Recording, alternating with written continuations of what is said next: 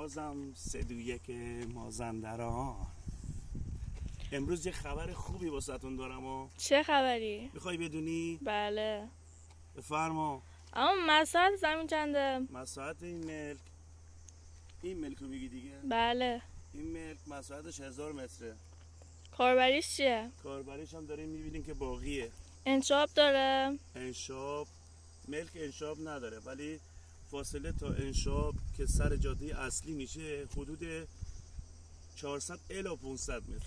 موقع مکانش کجاست؟ موقعیت مکانی این ملک هم جاده نظامی روستای گاوانگرکلاه. برای آگهی بیشتر میخوای بیشتر بابت این زمین بدونی، دایرکت بده، واقعا دایرکت بده، منتظرتم. حمایت کنین سلطان املاک رو.